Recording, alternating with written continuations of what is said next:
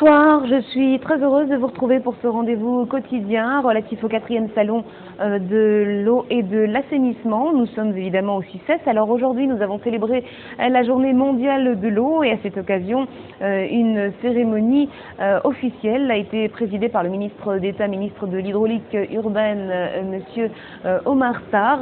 C'est avec beaucoup de plaisir que je préside aujourd'hui cette année de journée mondiale de l'eau. L'Assemblée générale des Nations unies a adopté le 22 décembre 1992 la résolution qui déclarait le 22 mars de chaque année journée mondiale de l'eau à compter de l'année 1993.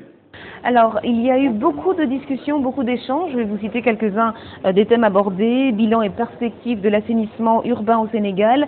L'assainissement, un moyen de lutte contre la pauvreté. Il y a eu également plusieurs contributions. Gaspillage de l'eau utilisée pour les besoins sanitaires du bain et du rinçage. Expérimentation sur la défluorisation et déchloruration des eaux de forage. Bref, des échanges qui ont été très bénéfiques pour tous les participants. Je rappelle à toutes les parties prenantes, État, collectivités locales, ONG, population, secteur privé, etc., afin qu'elles œuvrent de manière concertée à la réalisation des ONG, que sont l'eau et l'assainissement, à la base du développement, pour nous permettre de réaliser dans les délais les objectifs millénaires pour le développement dans le secteur de l'assainissement.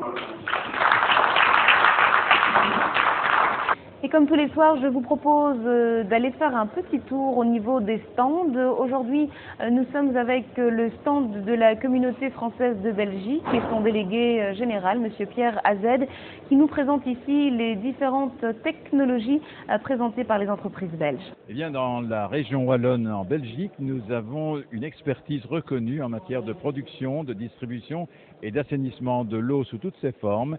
Et à ce titre-là, nous avons été particulièrement heureux d'être invités d'honneur du Salon international de l'eau de Dakar parce que nous avons une offre technologique de bon niveau à proposer à nos amis sénégalais. Nous avons ici un ensemble de petites et moyennes entreprises qui se sont spécialisées soit dans le forage, soit dans l'assainissement des eaux et qui donc développent ce produit-là et en font offre au Sénégal. Nous pourrions aussi inviter à venir découvrir en Wallonie nos technologies, quelques responsables sénégalais. Nous avons des technologies de pointe et nous voudrions en faire la démonstration. Et notre espoir, évidemment, est d'accroître nos relations commerciales avec le Sénégal, notamment dans ce secteur.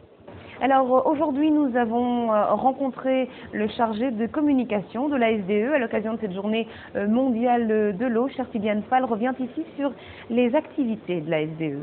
La Sénégalaise des eaux assure la production et la distribution d'eau dans les principales villes du Sénégal.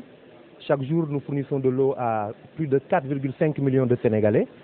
Et pour assurer cette mission de service public, nous nous appuyons sur un management de qualité, des technologies de pointe et le professionnalisme des collaborateurs. Ce qui fait d'ailleurs de l'entreprise une référence en Afrique. Nous recevons régulièrement la visite d'autres sociétés africaines qui viennent s'inspirer de notre exemple. Dans le cadre de ce salon et à l'occasion de la Journée mondiale de l'eau, il était important pour nous de communiquer avec les clients qui ont la possibilité de découvrir ici la palette des différentes activités de l'entreprise, de même que ses perspectives.